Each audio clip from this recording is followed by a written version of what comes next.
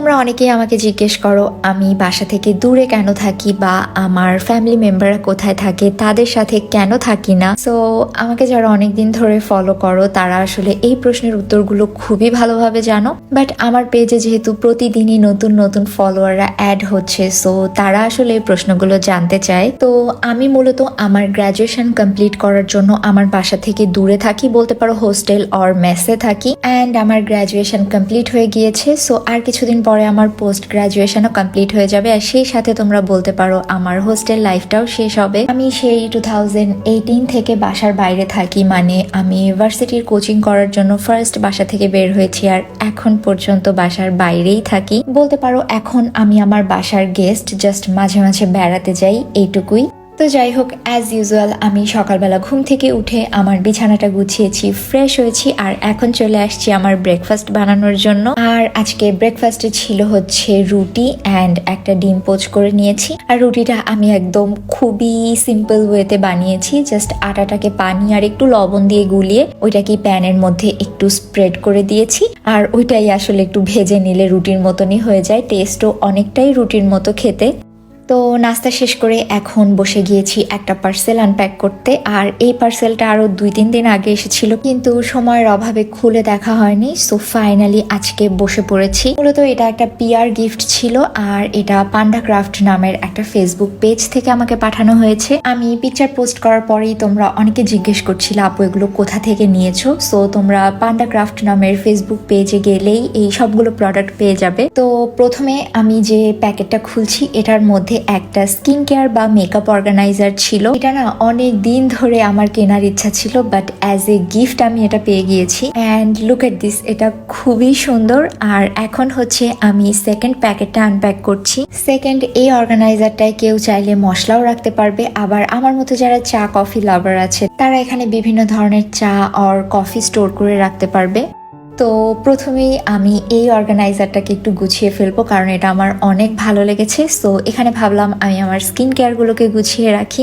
যাদের ভ্যানিটি আছে তাদের জন্য আমি বলবো এটা একদম মাস্ট হ্যাভ, কারণ ভ্যানিটির এক সাইডে এটা রাখলে সৌন্দর্য অনেক বেশি বেড়ে যায়। আমার অনেক শখ একটা সুন্দর ভ্যানিটি থাকবে আমার, বাট যেহেতু হোস্টেলে থাকি এর জন্য আসলে অত ঝামেলা আমি নিচ্ছি না আপাতত। এমনিতেই আমার অন্য সবার থেকে জিনিসপত্র বেশি একটা রুমে আসলে আমার হয়ই না। তো সবকিছু আনপ্যাক করে গুছিয়ে রাখতে রাখতে বেলা অনেক হয়ে গিয়েছে, তাই আমি তাড়াতাড়ি করে রান্নাঘরে চলে আসছি আমার লাঞ্চটা প্রিপেয়ার করার জন্য। তো আজকে দুপুরে রান্না করব হচ্ছে লাল শাক।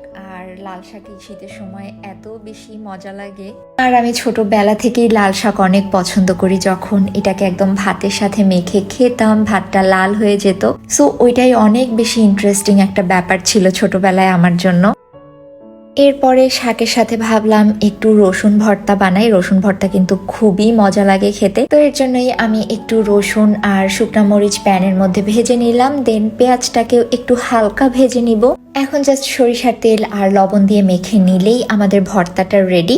আর রান্না শেষ করেই কিন্তু আমি চট করে গোসলটা করে খেতে বসে গিয়েছি। এই শীতের সময় লাল শাক খেতে কিন্তু অনেক মজা। আর গরম ভাত ভর্তা দেন সাথে লাল শাক হলে তো কথাই নাই, দুপুরের খাবারটা জাস্ট একদম জমে যায়। বিকালের দিকে একটু রেডি হয়ে নিচ্ছিলাম, কারণ আমার 2টা ছোট বোন আছে। সো ওরা বলছিল যে আপু তুমি বাসায় আসো, অনেকদিন হয়েছে দেখা হয় না। তাই ভাবলাম আজকে বিকালে যেহেতু ফ্রি আছি সো গিয়ে একটু ঘুরে আসি। আর ওদের বাসা আর আমার বাসা তেমন একটা দূরত্ব না, জাস্ট হেঁটে 5 মিনিটের মধ্যেই চলে যাওয়া যায়। আর মাঝে মাঝে ওদের বাসায় আমার যাওয়া হয় অ্যান্ড ওরাও আসে আমার বাসায়। ওদের সাথে না আমার পরিচয় হচ্ছে আরো অনেক বছর আগে থেকে। আমরা একই হোস্টেলে ছিলাম এক সময়। দেন ফর সাম রিজন ওরা হচ্ছে বাসা চেঞ্জ করে আর আমিও একটু বড় রুম খুঁজছিলাম, কারণ যেহেতু আমি একজন কন্টেন্ট ক্রিয়েটর সো আমার জন্য একটু বড় রুমের প্রয়োজন ছিল। প্লাস আগে আমি একজন রুমমেটের সাথে থাকতাম, বাট এই ভিডিও মেকিং এর পারপাসেই হচ্ছে আমি সেপারেট একটা রুম নেওয়ার ডিসিশন নেই আর পছন্দ মতো এই রুমটা পেয়ে যাই। সো তাড়াতাড়ি করে আমি বাসাটা চেঞ্জ করে ফেলি। কিন্তু আমাদের সেই বন্ডিংটা এখনো আছে, আমরা রেগুলারলি কন্ট্যাক্টে থাকি, দেন আসা যাওয়া তো চলতেই থাকে। তো যাই হোক, আমি কিন্তু বাসা থেকে অলরেডি বের হয়ে ওদের বাসার উদ্দেশ্যে রওনা দিয়ে দিয়েছি। আর পথে এই কিউট বাচ্চাটার সাথে দেখা হয়, কি সুন্দর ভদ্র চুপচাপ বসে আছে।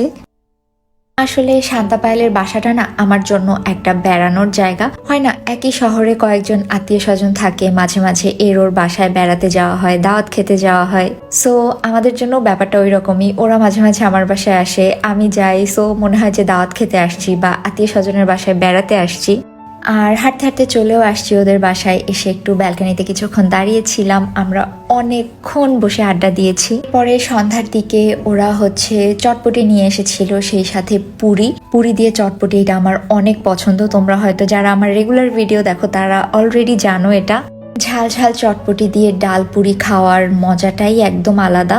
আর খেতে খেতে আনলিমিটেড আড্ডা, হাহাহি করে হেসে সময় কাটানো তো ছিলই। আমরা একসাথে হলে সব সময় মনে হয় যে একদম সেই পুরনো হোস্টেল লাইফে ফিরে গিয়েছি, যখন আমরা সবাই একসাথে থাকতাম।